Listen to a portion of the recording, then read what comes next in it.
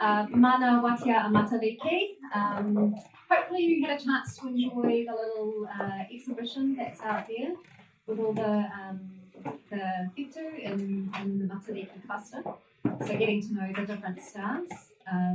So it's been quite cool. We had a lot of events in this room in the last week, and it's been nice to see everyone kind of interacting with them. So if you get some time after, maybe you can check them out.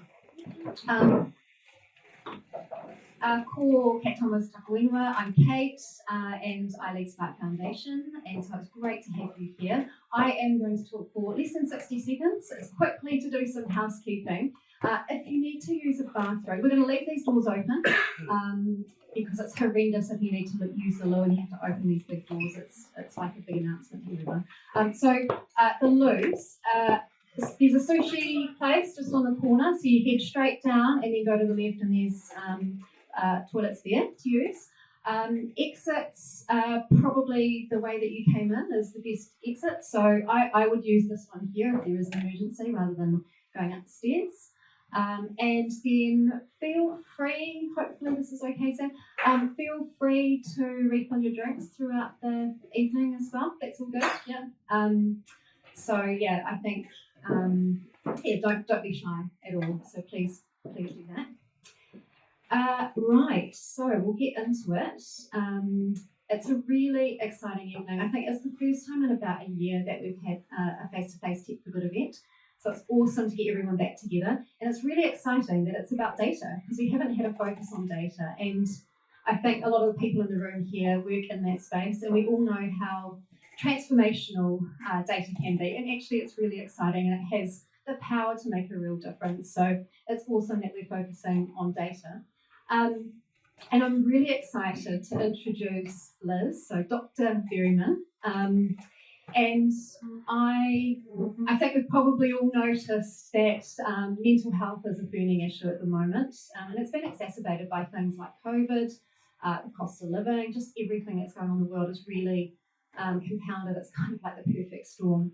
And so for those of you who don't know, Liz will talk to you about Channel, but it's a really exciting and quite groundbreaking use of technology and data to address mental health, particularly in the workplace. So I'd like to welcome Dr. Berryman up. Just a warm welcome to Liz.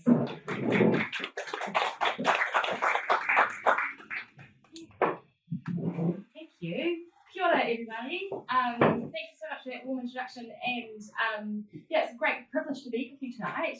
I'm so excited because we're in the room together, and this is not being live streamed, which is also exciting. So we are the ones in the room in real life, and I think, as Kate said, this has been 18 months in the making, and there are some amazing people that we'd like to thank for bringing this together. So firstly, to the wonderful Spark Foundation, and Kate, thank you for the drinks and the food. And I think since we're in real life, let's raise our glasses and say cheers to Spark Foundation, and a clap.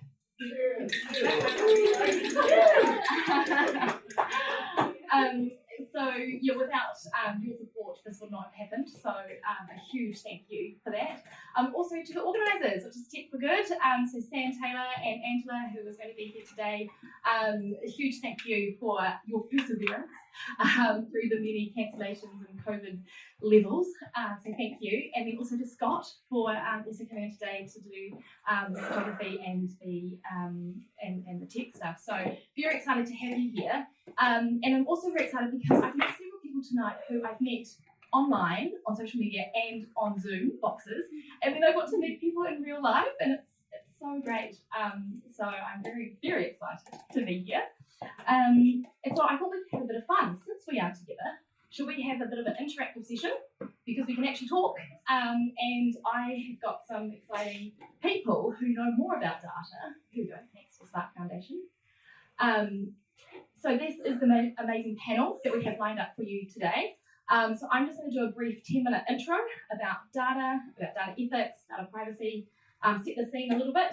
But then these people here who know more about technology than I do are going to come and talk through some of the deeper issues and also to answer your Q&A. So I'd love tonight for you guys to not be scared to use questions and answers, and to, as I'm going, to jot down some ideas and things that you want to ask the panel later. As you heard in the bio, I am a medical doctor, so I have fallen into data and technology. I got really excited about it when I was about fourth year of medical school, where I went to the Health Informatics New Zealand conference and saw the potential for medical technology and realised that this was the future. So I am no longer working as a doctor and have gone into the old tech startup world, which has been exhilarating, especially during a pandemic. I'm happy to share some experiences about that transition from the medical world into the data and technology world as well. So I'm just going to change over, so bear with me. Let's see if we can get technology to work.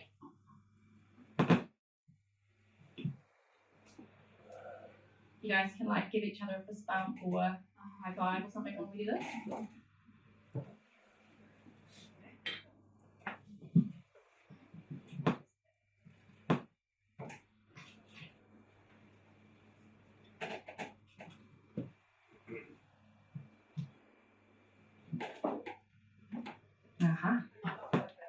Oh, I think it's just thinking. It's thinking. Here we go. So something else that I do is I also lecture at Auckland University with the Health Systems Program and talking to students about health commercialisation. We like to be interactive, and so we have been using Kahoot, but tonight I'm going to try something new. It's something called Slido. Who's here's used Slido before? Yeah? Great. So here we go. Scan the QR code or go to slido.com and pop in this number.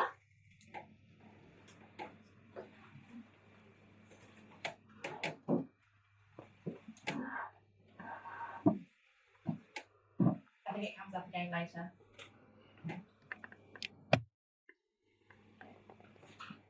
Got it? Yep. Cool. All right. Oh, that's me testing out the questions and answers. So just to frame it, tonight we're talking about data for good. Something that I'm really, really passionate about is data ethics. Now, data ethics is a branch of ethics that evaluates data practices, including collecting, generating, analysing, and disseminating data. It has the potential to adversely impact people, and also it has the power to unleash potential. It includes addressing and recommending concepts of right and wrong with transparency and defensibility of actions, decisions driven by AI in relation to data and general and personal data in particular. So at medical school, I was involved with medical ethics, where we look at making decisions around medical decisions, and I bring in that lens when I look at data ethics. So there's 4 principles to medical ethics, which is autonomy, justice, benevolence, and dignity. So I bring in some of that when I look at data ethics. But this is a new and expanding area, and something that is pretty much, if you look at all the big tech giants in the world, Facebook, for instance, is really grappling with this right now. This is the new frontier. How are we going to deal with data ethics? So how have we got here? Well, we're talking about industrial revolutions. The first industrial revolution was around using steam power and mechanics. The second was mass production, assembly line, and electricity. The third revolution was around computer and automation. We've been living in that for the past decade, and now we're leading into this 4th transformation, which is around cyber physical systems. And in particular, it's around blending the physical and the non-physical world as something that Facebook would like to refer to as the metaverse. So now we are living in this kind of a blended world, which is, something that is quite interesting. And I don't know about you guys, did you guys see that one coming? Living in the blended world so quickly? I think COVID kind of bumped up that timeline, didn't it? I feel like sometimes back-to-back Zooms I was in a metaverse. So the history of big data is that it's characterised by a fusion of technologies and that blurring of lines between physical, digital, and biological spheres. And it's just interesting to go through those changes. The thing is that it's speeding up. So, something has taken over 100 years to get through from the first to second industrial revolution. We're now going through things really rapidly. And that's quite hard because things like ethics is taking a while to catch on and to keep up. So we've got some 3 challenges that I'm going to throw out here just to start the discussion. There's plenty more, but this is just to get us thinking. So one of the biggest things that I'm really interested in is equity, and if we're using data and inadvertently increasing disparities. I'm sure that the panel will talk about this in depth as well, but love to hear your thoughts. Number 2 is privacy and security and the use of data. It might be benign as marketing, and we've all seen how that marketing can go a little out of control with Facebook. I've said Facebook 3 times, I'm sorry, using it as an example, but so for instance, I've stopped using Facebook because of all the ads. It's not terrible, but is it ethically right that they're using lots of this AI data about me and making a persona about me and targeting me in a particular way that might target my insecurities? I've noticed a few things coming up. I'm like, oh, that's interesting. How did you know that about me? So it might be benign, or it might be actually surveillance. So things like Big Brother watching us and being able to detail what we're doing. So it can be used for good to stop crime, but also who is that data getting into the hands of and what are they using it for? And then also this probably goes back to the first point around data quality. So what is the data types that we're getting in? Is it good quality data or is it not? Is it garbage in? Is it garbage out? So interesting to hear from you guys on the Slido app. What do you think are some of the benefits of big data? So big data is things like IoT and wearables, and like pretty much everywhere there's data at the moment, and we can bring it all in together. But what do you guys think are some of the benefits?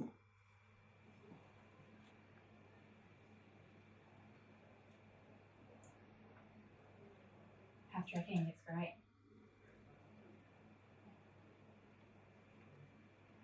Yeah, the speed of things.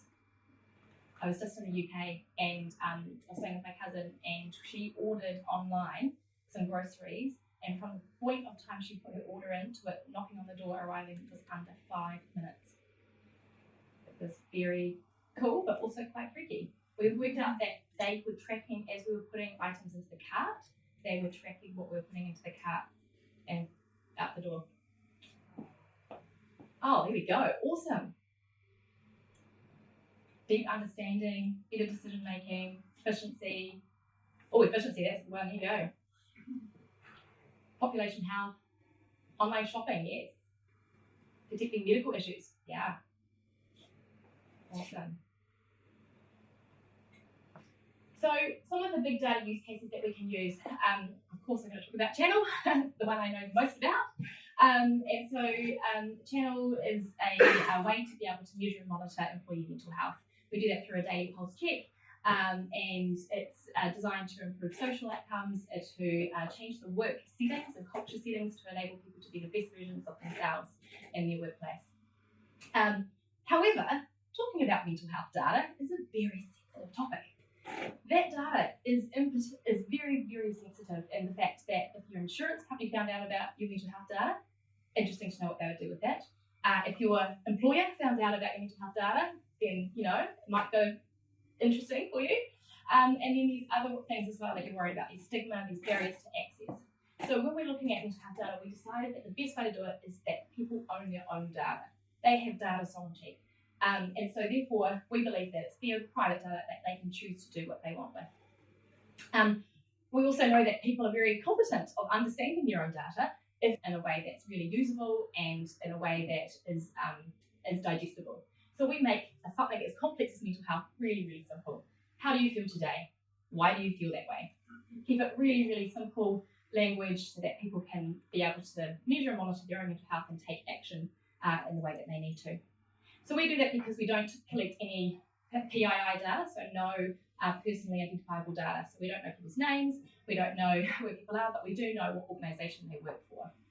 And then what we do is we take that anonymised aggregated data, we pull that through AI, machine learning, and NLP, and we are able to have a live dashboard to show organisations where things are going in the organisation without pinpointing individuals, without pointing fingers. So we're able to drive systemic change and make those settings to make work better, but also we're able to do support for the individual. And how we do that is we're able to safety net. So throughout NLP, we can pick up any red flags that are going on, so people who are in acute distress.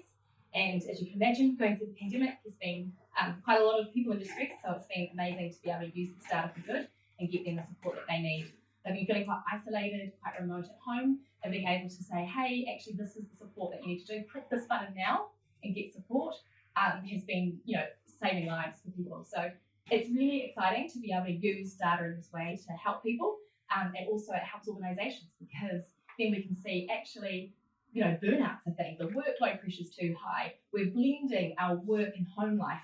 We're not switching off because our computers and our desk is now in our bedroom.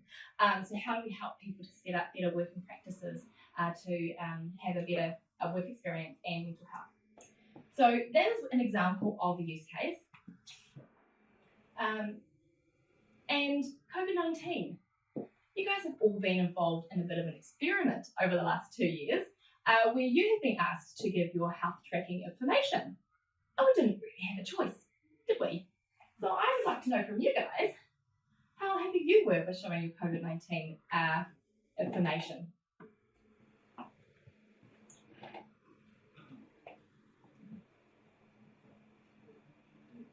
Ooh, look at this. What's live? This is pretty cool. Kahoot just tells you at the end. Oh, the battle's on. I think we've almost got an even split. Oh no, you're not happy for me? Oh, it's 28. Fantastic. Okay, so I think on average, like, happy wins. Oh. And then, very happy, and then not very happy. Really interesting, isn't it? So this was a Data for Good experiment, and interesting. I'd love to unpack some of the thoughts behind this. What made you feel happy about sharing your data? Did you feel safe? Did you feel that the government had the right security systems in place, that your privacy was protected? Why did you not feel happy? Did you feel that that it was an invasion of your privacy? Yeah, really keen to unpack that. So some of the big data challenges, as I said before, is the quality of data, which means data bias, representation bias, overfitting, sometimes doesn't provide an equitable outcome for other segments. And an example of that is facial expression models. So you would think that the big tech giants would have this sorted, right? That they would have their data collection down pat, that they know this. Well, when they did the facial recognition, I won't mention who it was, but they had only trained the model on a certain segment of the population. And when they went into another population, that the facial recognition didn't work. So that was a real world case scenario of what they call overfitting, which is where they've put everybody together and not taken into account the extremes. And then this is the last slide before I get this wonderful panel up, which is best practices. So GDPR, oh my goodness, there's lips and aura there. Anyone read Latin? So GDPR has come in, and that's, now we accept all cookies, and it's kind of annoying. Is it just a tick boxing exercise, or do we actually genuinely put in GDPR protection? And then anyone here in the tech world, you had to do the Apple requirements earlier this year. Yeah, that you had to be able to delete your information through your apps, and Apple is really tightening up on this data best practices. So that's really cool. So whilst I get the panel up, I'd love to hear your thoughts on what practices do you use for data. So cool. I'd like to bring up to the stage Josh, Rob, and Kels, and Pat, Trevor. Come forward and take a seat, please.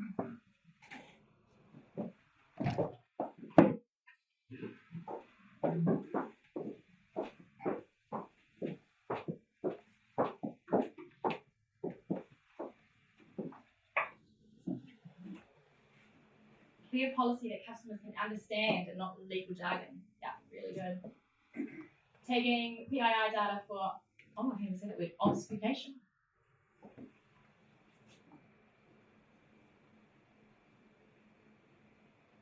Okay, well, while this is coming in, because I think people have got quite lengthy answers there, I am going to hand over to this wonderful panel, and I have prepped them to give a lengthy intro about themselves.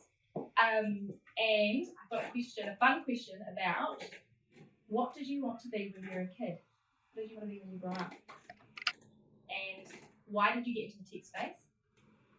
You got 2 questions to yourself. I'm Josh. I'm one of the co-founders. I'll just put my beard out. I always like to have a beer up here, it's reassuring. And a name tag that falls off. I'm one of the co-founders of a business called Tend, and we are trying to really reimagine what primary care looks like. You will have seen lots of media coverage over the last few weeks about hospital emergency departments overflowing with people.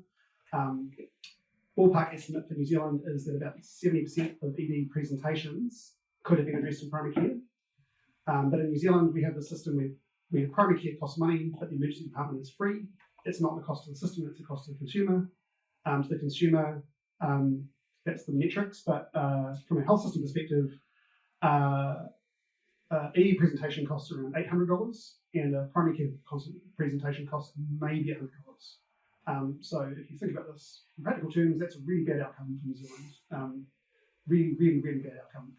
And I'm not talking about getting admitted, I'm just saying showing up at the door of an ED costs about $100. So I am not a health person, I'm not a doctor like Liz. I am a technologist and I have been my whole career. But a few years ago, Cecilia and James Robertson, who you might know, started my food bag and did another business before that, approached me and said they want to do something new. Asked me to sign an NDA before they even tell me what it was. We've known each other a little bit in passing. And convinced me to come join them to reimagine healthcare. And so here I am. And so I've brought a whole bunch of experience building consumer apps. I used to work for Pushpay, who are actually in this building upstairs. Lots of people don't know much about Pushpay, and it's a really unusual business because it mostly serves American churches, which is less popular this week than it was last week, for lots of fair reasons. Not all churches are bad, but it doesn't matter. Pushpay is the second or third largest app publisher in the world.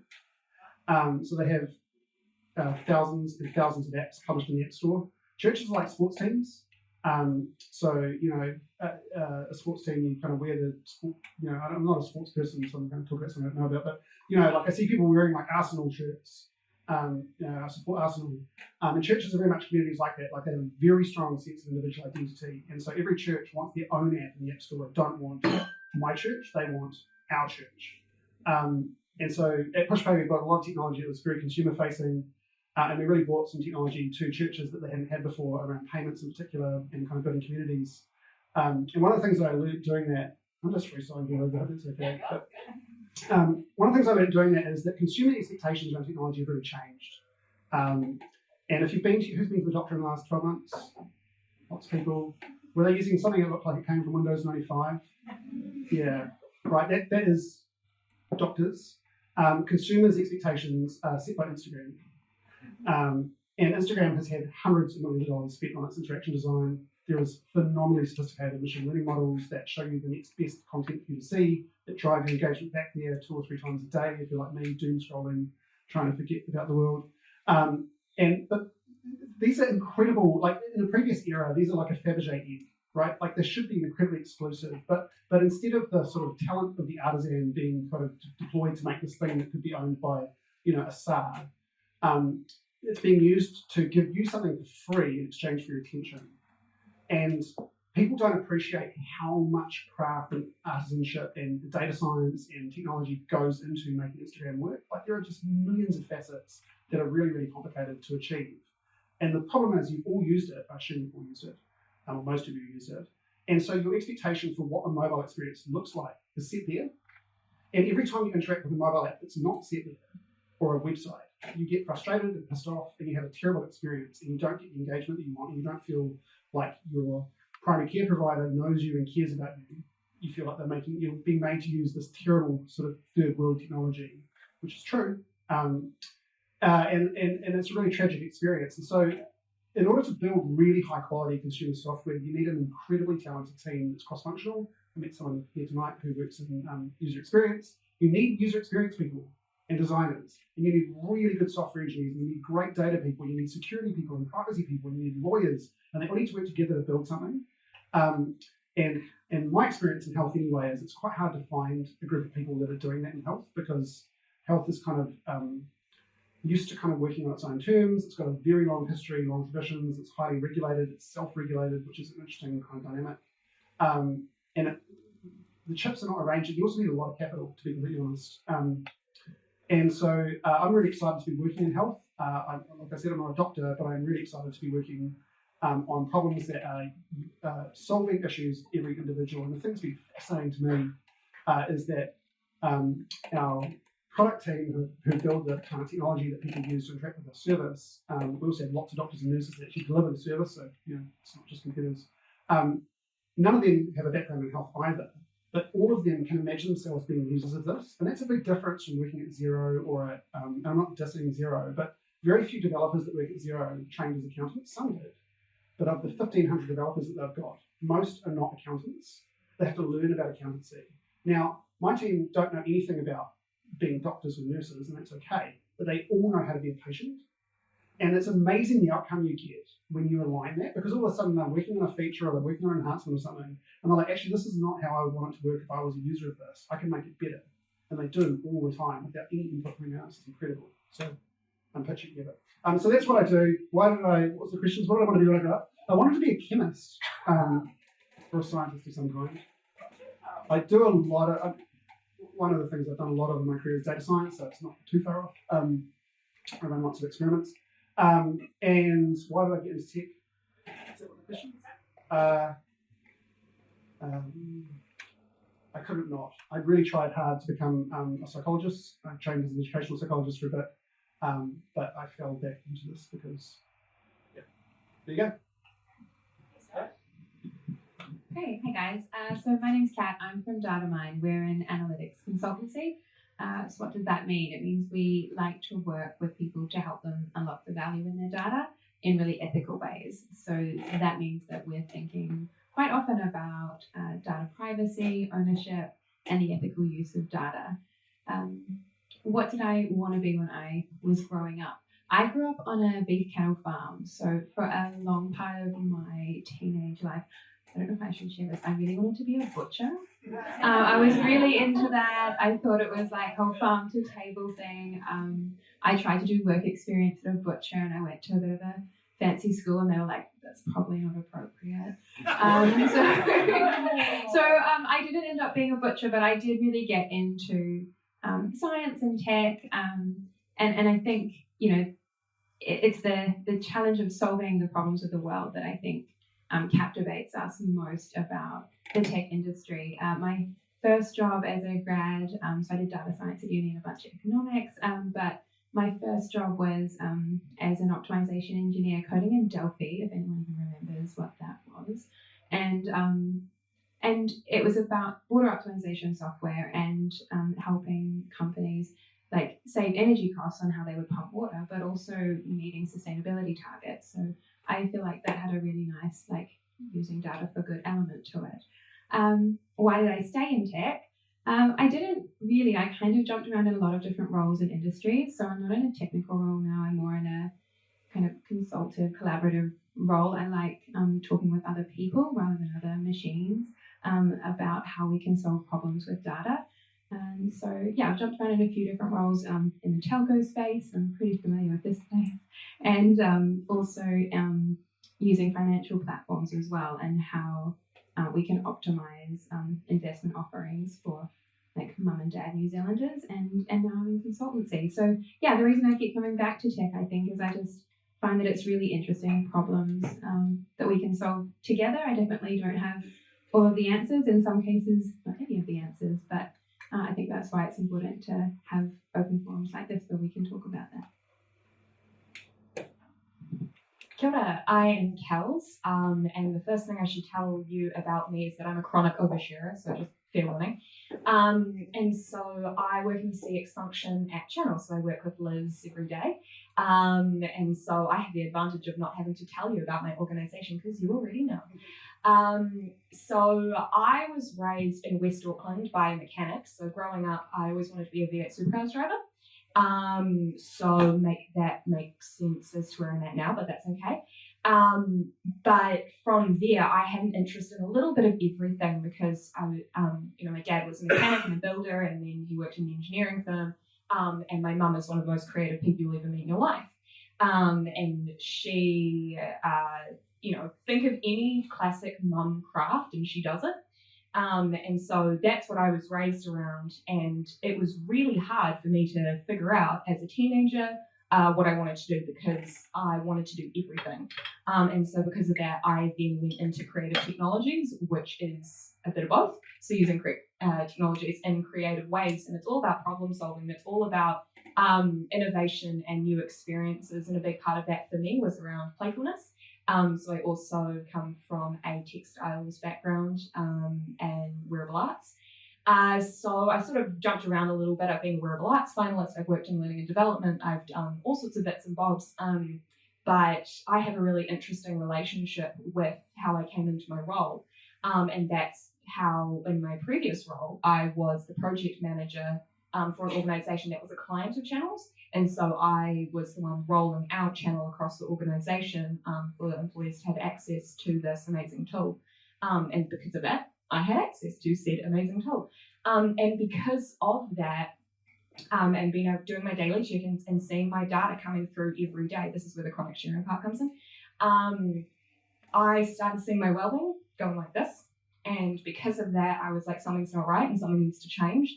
I went to my GP, and that's when I was diagnosed with OCD. And because of that, I have been able to understand my neurodivergence. I've been able to understand what I need in place for myself, what I need in place for me at work. And a big part of that is finding work that's meaningful. So one thing led to another. I fell in love with the product, and the team seemed to think that I was pretty cool. And so I got wrangled in to come and join the team. And so that's how I ended up in this particular tech space. And the reason that I stayed is because there is such a unique power in being able to articulate using data, so using a quantified model where people can look at it and there's no right or wrong, it's just this is a fact. This is what this means, and then we can tell a story from that, and from there we can enact meaningful cultural change that makes everyone's workplace 1% better every day, which is one of Liz's favourite sayings, so brownie points in my head. But yeah, that's a big part of how we've ended up here, and my biggest thing at the end of the day is being able to do something meaningful for the world. So, data for good. Well, what an amazing panel we have tonight. And I hope that you've got lots of questions. So feel free to, here you go, Cal time. Oh, here's the wonderful people. Sorry, I should have had that up. And now it's Q&A. So feel free to put through on the Slido. Or how about, because we're in the room, does anyone have a burning question that they'd like to start off with? Don't be shy. Right, well, I've got one to start us. How about that? While you think about your question, okay? So, what do you think are some of the challenges in data sovereignty, ownership, and ethics? Who wants to take that one? I think if we talk about data sovereignty, and it just means a lot of different things to different people. So if we think about a data point, you think about what stands, I guess, this like behind that, and it might be a person or it might be a business. It could be a community, it could be an iwi. So we've really got to put, whoever that data belongs to at the center of everything. And I think one of the challenges that comes in with data sovereignty, of course, is then that data is subject to the governance and laws and rules where it is. So if that data exists in New Zealand, those are the rules that apply to it. But if we then decide to store that data in Australia, then it can complicate things because then there's a sovereignty piece there. So, it's certainly not easy. And I don't think there's good transparency either around, like, where is all of our data held? What's it being used for? And because we don't have that transparency, it's really hard to know. And like Liz says, like, how do people feel about that? Like, are you comfortable? Are you uncomfortable about sharing that information if you don't necessarily know what's happening to it? So I think that's one of the challenges. And the more that we think of ourselves, if we're in the tech industry, as custodians of data, and the fact that as long as we put, the person or the community that own that data at the center, then I think that will guide us a lot of the way to doing the right thing, which can be a lot of different things, but I think that's a really good guide when it comes to data ethics. Anyone else?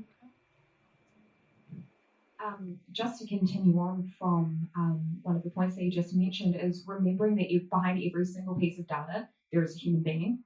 and they have their own intersectional identity, and there are a million different things that make that person them.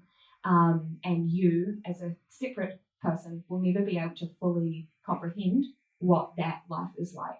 So I think when we are working with data, we have a responsibility to be to honour that. Exactly what you're saying around being a custodian of that data, but really acknowledging that we are serving that person who has chosen to share this piece of information with us. And I think that there is an inherent power in being able to share that information. I think a big part of that is that transparency and knowing exactly where your data is going, what's happening with it. And as soon as you have that, you have trust in the product that your data is interacting with, and that trust builds that cycle. So someone will continue to interact with it. So you, as an individual working in tech, working with data, you have that ability to get more information, learn more, tell that deeper story, understand more about what you need to do. And that person then continues feeling safe and supported because their data is their own and they maintain ownership over it because they can see what's happening. And it was such a big part of me for my story was around I could see exactly where my data was going, and I didn't like the story it was starting to tell for myself. And that meant that I could do something meaningful for myself. But it also meant that the organization that I worked for, they had visibility of that data, and they could then, through the way that Channel interacts with its clients and the stories that we tell and the way that we build recommendations and strategies to enact meaningful culture change based on the story that we've identified, it meant that my organization was also able to say, hey, this is something that's happening for one of your people. What can we do about it? And so I think that building that trust in an early stage is what's going to continue that relationship moving forward, and how you can keep that power going with the data.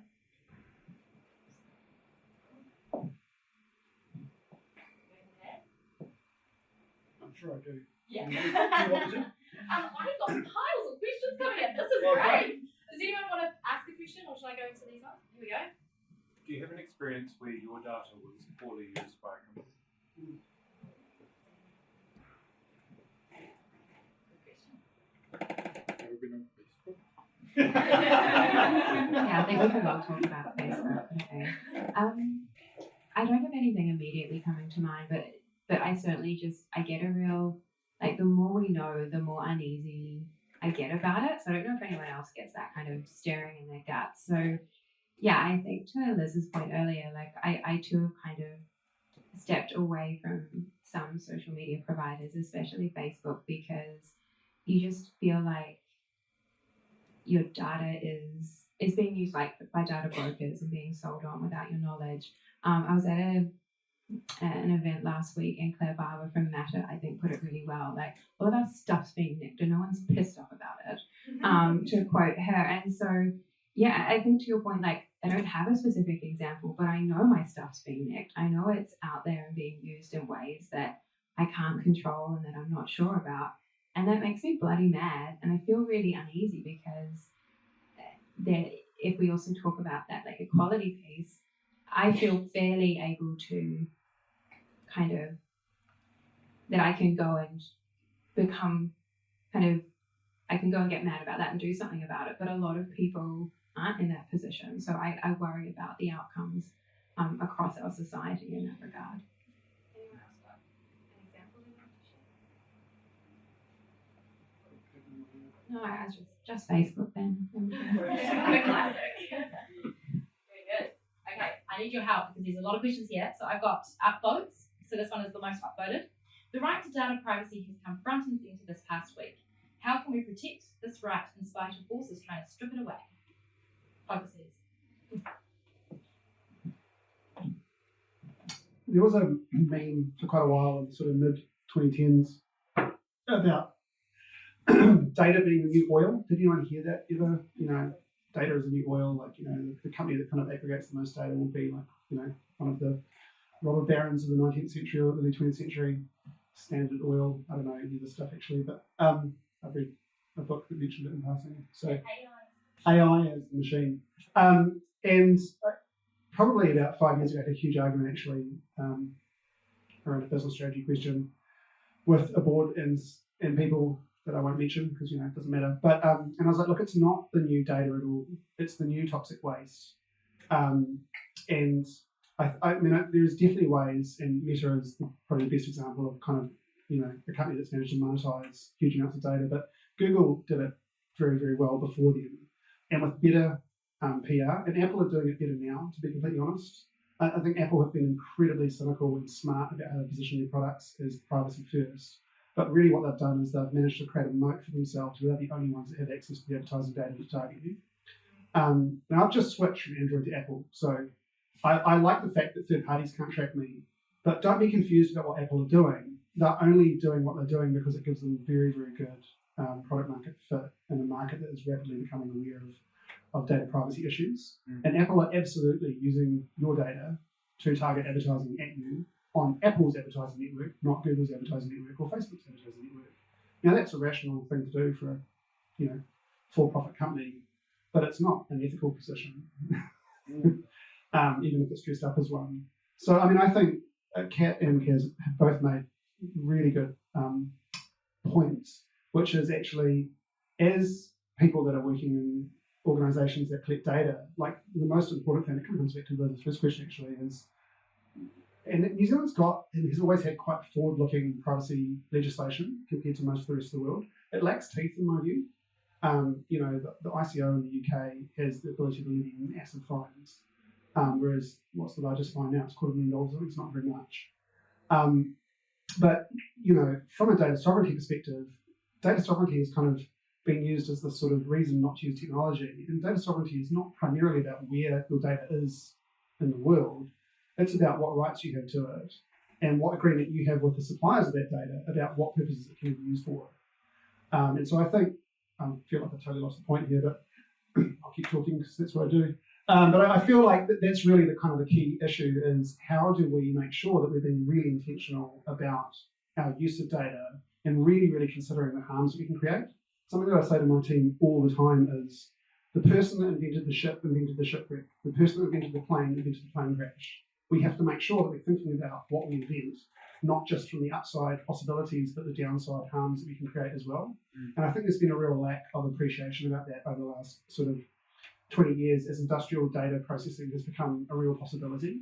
It's not a new thing. I mean, it's interesting. Google had engineers in the late noughties, sort of 2008, 2009, working on detuning their models so they weren't too spooky. So did Amazon. So, like, the predictive power of most of the models of these kind of mega corporates are incredibly high. They actually detune them so you don't get weirded out.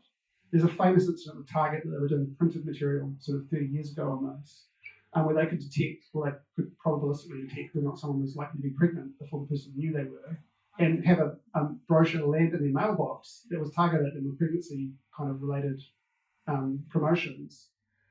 And they created a huge scandal, and people got upset and said, like, shit, we can't make that happen again. How do we make sure we're not overfitting? It's not actually overfitting, but kind of over-targeting advertising or messaging to individuals to make sure that they're not feeling like we're surveilling them too hard, which is absolutely what we're doing. I'm going to stop talking. Can I quote the oil? It's not the new data. Is not the new oil. The new toxic. It is the new. So there's a guy who's in New Zealand at the moment on a Hillary scholarship who was the CTO or VP of engineering of Color.com, which is a consumer genomics company in the US. And he made this point to me. He was like, look, there's no more terrifying, and we're just doing some work around precision genomics stuff at the moment, which is like, it's incredible what we're going to be able to do there. So I've got a report right now that tells me from only sequencing 13 genotypes, so it's not a full sequence, so they don't know my entire sort of genetic lineage, and it can tell me all sorts of things about what kinds of medication will and will not work and materialize in my body. Right? Every single common SSRI, so antidepressant medication, will not work for me. I'm a hypermetabolizer of it, and so it will not be effective. If you've ever been on antidepressants, that's like a 3-month cycle to ramp up, work out whether or not you get a benefit. The doctors will normally increase the dose if you're not. You get all the side effects, none of the benefits, and then you have to tail down again before they change medication. And I'll just short circuit, I don't need antidepressants now, thank you. But if I do need them, it's great. It's the same for all sorts of other kind of painkillers and everything else. There's incredible stuff coming, but also insane, terrifying amounts of things we don't know about this information. And so Color took this view when they were starting to store full genomes that this was the scariest data you could ever store in the history of humanity. And so they put in insane controls to make sure that there was never a possibility of linking a genome with the PII of the person who had submitted it. And I really admire that kind of integrity up front, because I think too often we're so focused on the good thing that we could achieve that we don't think about all the harms we could achieve on the way there. I have two sort of thoughts on this. The first one is in terms of like a direct sort of action that can be taken. And I want to give an example from Channel, and that is whenever we take information from someone, we sort of always ask why, like why do we need this particular piece of data? And one of the things that the way that the platform is set up, when you first download the app, when you onboard yourself, we do require a mobile phone number to prove that it's a mobile app to prove that that individual is not a bot. Because of that, that is then a piece of personally identifiable, I'm going to struggle to say that, information that, okay, we've got that, there is a purpose behind why we have that, what are we then going to do with it? That piece of information is stored in a completely different server, like in a completely different warehouse to any of the data they submit through the app. So there is no possible way to link the two pieces of information together because we don't need to. That's not going to serve us. We've done the thing that we need to do to protect the data coming through on the platform, in that there will be no bots in there. But there is no purpose for that, so we don't then want to link it back together. But the second thought that I have in that space is remembering that not only are the people who provide data to us, or any of those data points, not only are they human, but whoever builds any platform, also human. And so their unconscious bias is going to come through in the way that they build what they're doing. There's a really fascinating, and I won't go into too much into detail about it, but there's a really fascinating story that came out around May last year, around one of the large social media platforms that are used around the world, that automatically, whenever you share something on that platform, crops a photo down to be a preview size. So you can then, when you're on said platform, click on it, it expands, you can see the whole photo.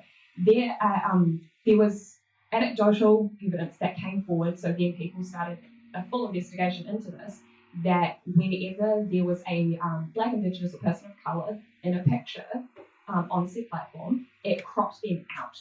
If the subject of said picture was a white person, it cropped onto their face. And that is because of they then did a bunch of research into how that happened, but it's because of the unconscious bias of the developers on what that AI recognized as a face. So you then have to think about when you are building something, why are you building it? Who are you building it for? The data that comes through, what purpose does it actually serve? And if it does not serve something that is going to be meaningful back to the end user, and if that is the appropriate thing for your circumstance, like for example with Channel, our data goes back to the end user and their organization. If that is not serving an actual helpful purpose, you don't need it. You don't need that piece of information. And if you don't have it, then it can't be misused. Simple. Can I just ask a question? Really just out of curiosity, so if you don't need the cell phone number, why store it and not destroy it? You might be able to give some more insight on that one. Yeah. Or we could talk after about all the ins and outs. But there's so many questions here, and they're so good. That I was just really, we've got 10 minutes left, so do you want some quick fire questions? Yeah. Yeah? Should we do that? Alright, so this one had the most upvotes, which is actually quite a long question, so try and keep it short. So much potential, but still in New Zealand, so little effective use of data for good at scale, e.g. better experiences or child welfare. What's holding New Zealand back? Kat. What's holding New Zealand back? I agree. I think there's so many good uses of data, and we've touched on, I guess, a few of the negative things here. And I think there's so many benefits to come from helping with population health. I think what's holding New Zealand and probably the rest of the world back is having data privacy by design upfront rather than as an afterthought.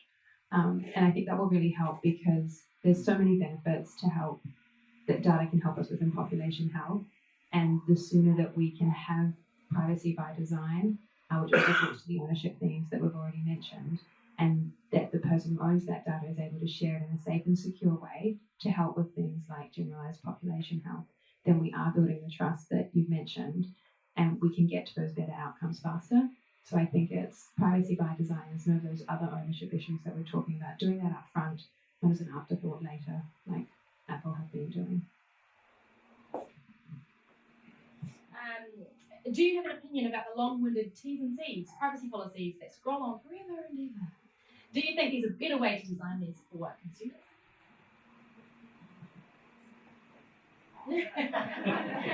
Yes, next. Great to see so many females representing data tonight. How might the data industry increase diversity in the sector, especially for Māori and Pacifica? So for data to be meaningful, it needs to represent everybody. And I'm going to do this as quickly as I possibly can. I think there are 3 different things that impact how data can be representative of an entire population and how we can include equity into data practices. One of them is access. How can we make sure that everyone has equitable access to technology, to information, to not only share that information, so then we have a broader representation of everybody, but also how they can access that information coming back to them from that transparency perspective. Education, digital literacy is a huge thing, and especially so many of us work in the tech space, we just assume that everyone has that same level of digital literacy. How can we make sure that access to education and so they can reach that same or an equitable level of digital literacy is there?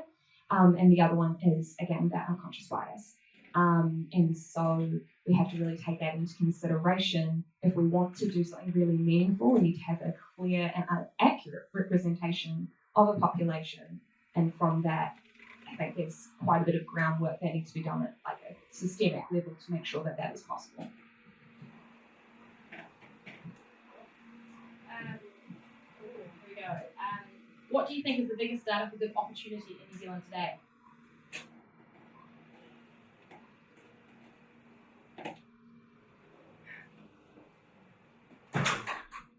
I've kind of already shared mine, which I think is population health. Like that's the thing I think we can make a big difference to.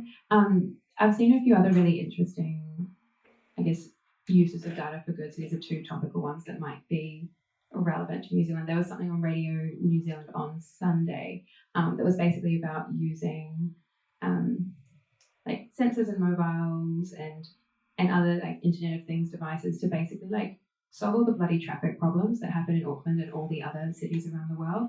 And so although that may seem really simple in terms of if we can better manage the transportation flows of our people through our cities, which are growing, I feel like that'd be a really great use of data in the future. And the other piece that really comes to mind is really sustainability, climate change, and what we're doing with the environment. There's so many interesting data points that we can get if we're using the right kinds of technologies about what's happening with like, you know, the health of like water systems and stuff in New Zealand, all due to farming and other industry that's going on. And I think I've got the name of the company, but we're actually starting to do that already, is track all of that and then make a really big difference to environmental outcomes because of the data points that we can capture. So I think those are some really good examples of, you know, what we can do in New Zealand and what we could do in the very near future if we put our minds to it. One of the recent ones that's just come in is around, have you done your full DNA analysis on yourself? And if not, why not? I'll take that one. Is that all right? Yeah, go for it. I spent a lot of time in the States over the last 6 years, pre-pandemic, 7 years. And current guidance to Americans is do not get a full DNA sequence unless you are very confident you can self-insure for the rest of your life from a health insurance perspective. So a friend of mine's daughter was needing to get a sequence done for a medical issue that she had, and it was a really complicated kind of decision for the family about whether or not she should do that out of America, because it would probably make her uninsurable on a whole bunch of different dimensions, depending on what they found. And I mean, America's healthcare system is beyond fucked, to be honest. So, you know, there's a lot to say about that.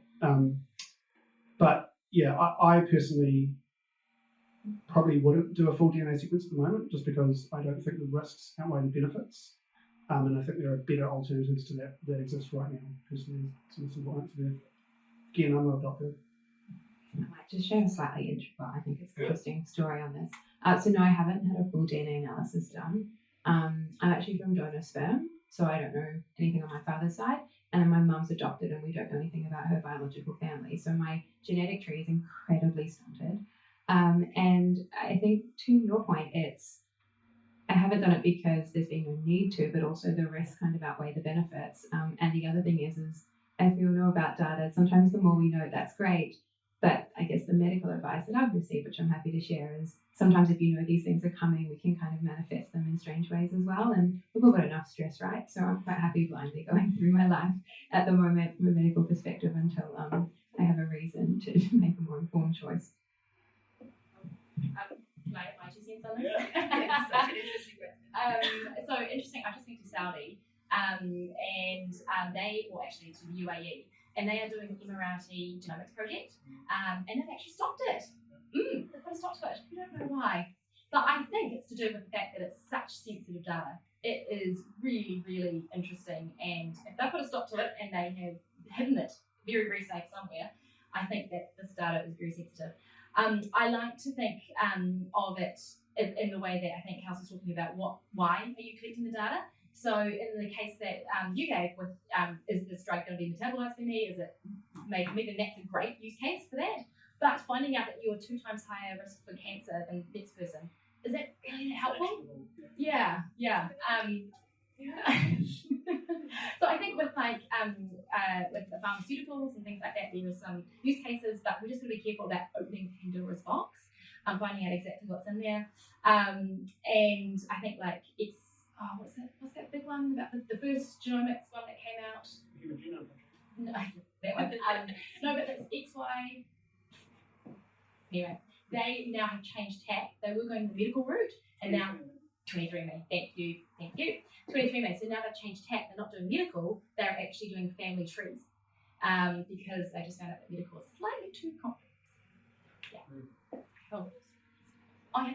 And then I think we got a question from the floor. It's just an interesting experience of someone that I hold very dear to my heart, someone I know really well. Decided to, for Christmas one year, buy a bunch of people in their family, like an Ancestry.com thing. Because of it, they found out that their father was not actually their father. And that has really shaken that entire family. It was one of those situations where that piece of information did not change. And because of that, it meant that an entire side of their family that they have, grown up their entire lives believing to be their cousins and their aunties and everything like that, have absolutely no relation to them. And that was a bit of an identity situation of this person navigating, well, what does that mean for me if these people who I've grown up to believe to be my family are not actually my, biological family? And they came to the conclusion that these are people that I still call them family because that's the experience I have with them. But I think exactly what you're saying around it being Pandora's box is this information that is going to serve you in some way. And in this situation, it was the complete opposite. So that's why I won't do that. There's a question over here. Is there? No. I've just got a text to say that we can keep going. Are you guys willing to keep going, panel? Yeah? Cool. Yeah, lots of lots. All right. So, oh my gosh, there's heaps of questions. This is great. Right. What should I choose? If you had a banker funded, funded yourself, what startup idea do you have leveraging data that would do good? Here we go. Someone's looking for a startup idea. Well, I would do 10, so I would do it's a boring answer. I kind of think I don't really have great ideas, but I help make great ideas happen is kind of my tagline. So if anyone's got any good ideas, come talk to me. But yeah. If someone has got an idea and they want to test it out, then feel free to be brave. Well, are there ever any good original ideas, or do people just put together motor with bicycle, motorcycle, or medical and big data? There's something in here. Let's figure out what it is. And so you bring enough domain knowledge, and you put together 2 people with amazing domain knowledge, And sometimes that forms a new company. That's That's a really good observation. We're all just standing on the shoulders of giants. For me personally, because of my experiences and the interactions that I've had as myself with this world, I think there are two areas that are particularly prevalent to me and the people around me that I don't think there is a lot of understanding and representation, and I feel like there could be some really powerful use of, and I don't know what that exactly would look like, but I think there would be some really powerful uses of data to understand a little bit more about one, the queer community, being my community, hi, what's up, and also around the health of people with uteruses, because that's, I have a disability that is focused in my pelvis and the way that impacts the way that I can interact with the world, and there's not a lot of information about it. So I think that those are two areas where more information could be really, really powerful, and I think that's something that I would personally focus. Dare I say, the rise of femtech is critical. Lots of New Zealand startups in that space too, which is cool. All right. Where to go next? Here we go. Implementing data for good for smaller projects is easy. What about some ways we can implement it at larger scale, and how can corporates use these policies? Might just continue since I'm here. I think that there's a really powerful thing to be said around using, like I sort of mentioned, how you use data to tell that story. And when you are in a larger organization, like a corporate organization, things often get quite siloed. You don't have as much direct communication with the people that you're working with throughout the whole organization. I think that there's something that can be really powerful about using data as a way to tell that story when you normally wouldn't have a chance to interact with someone. And so that's a big part of what Channel does when we work with larger organisations, is we are able to reach into parts of the organisation and keep that open line. Why we're called Channel is there's an open line of communication between the frontline worker and the boardroom, and being able to have more meaningful interactions using data sort of as that language, I think is something that would be really powerful, and it's powerful in the stuff that we do.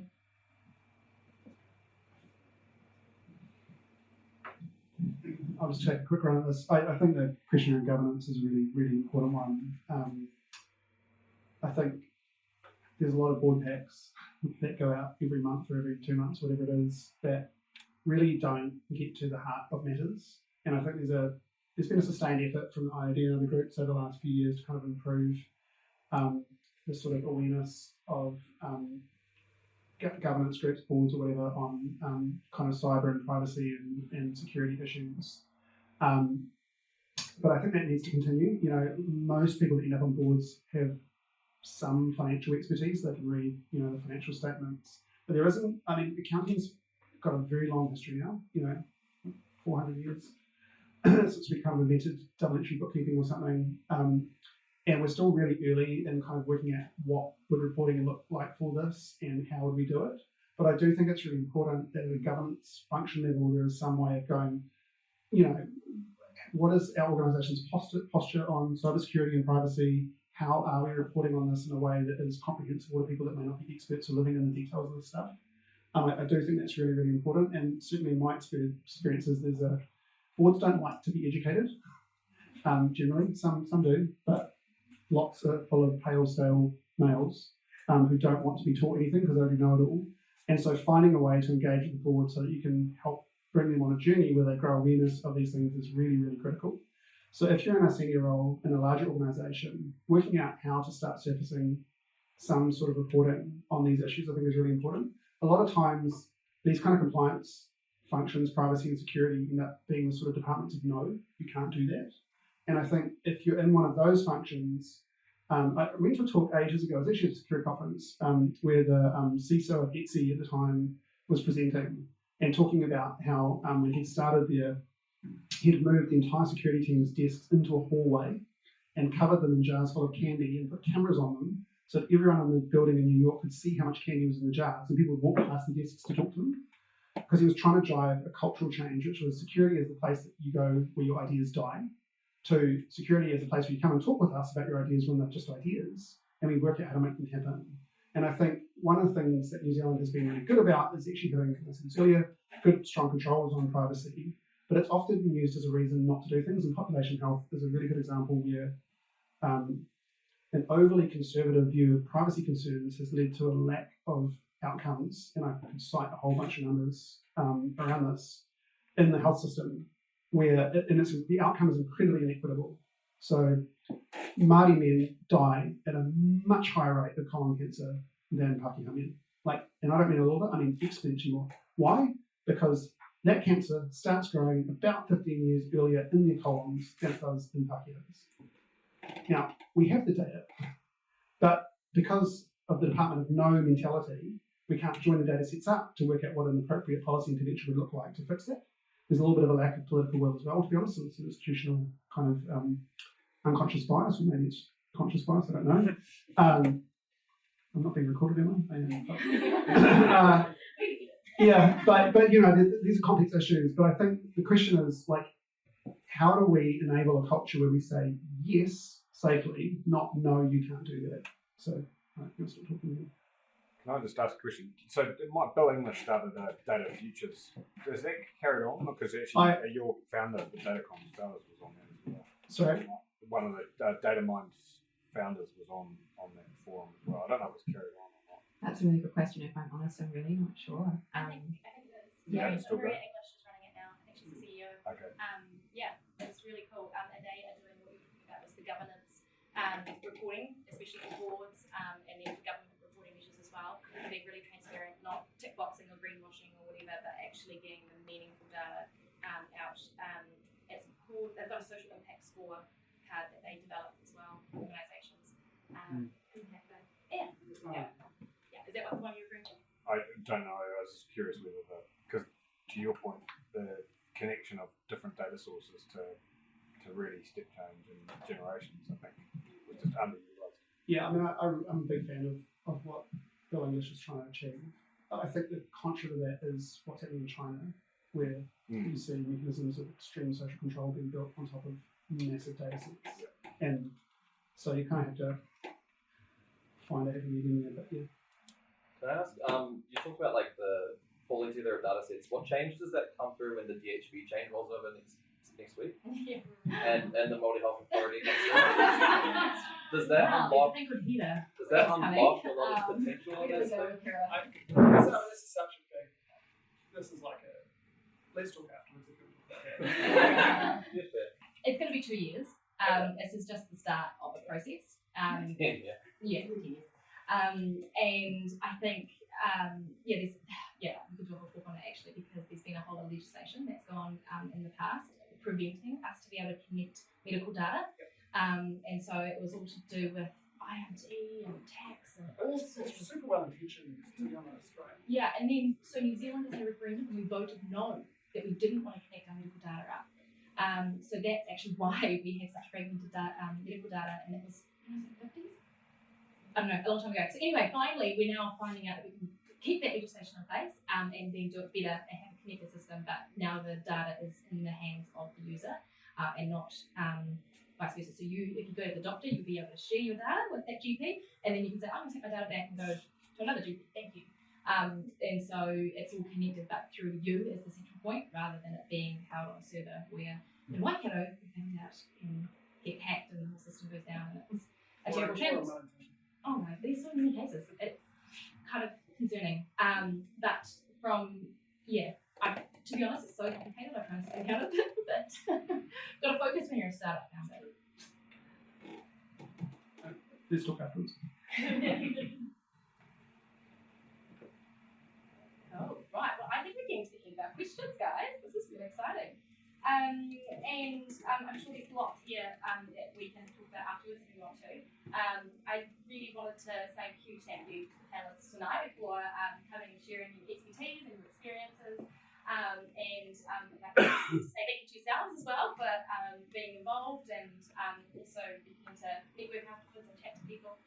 So join me in a round of applause for the panel.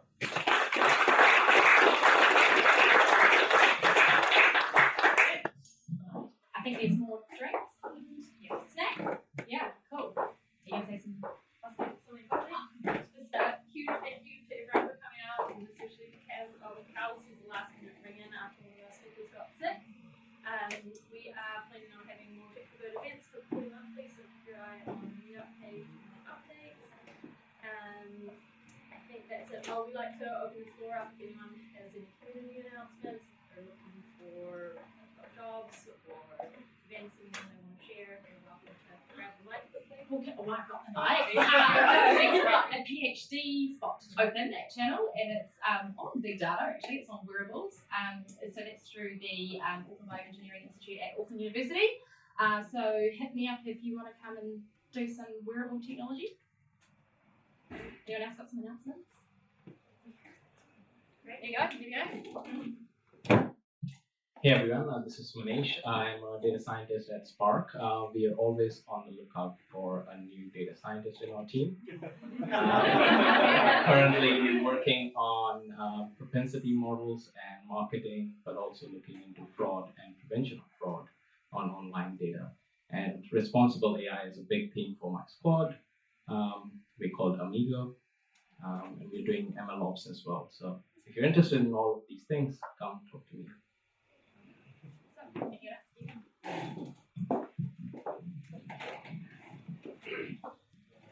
Hey guys, I'm Axel Rose. If you are looking for graduate or interns who are studying data science or computer science, visit NextStep, www.nextstep.co.nz. We're more than happy to help you with your recruitment campaign. So yeah, keep me up after this one. Anyone else? No. Great. Awesome. You guys.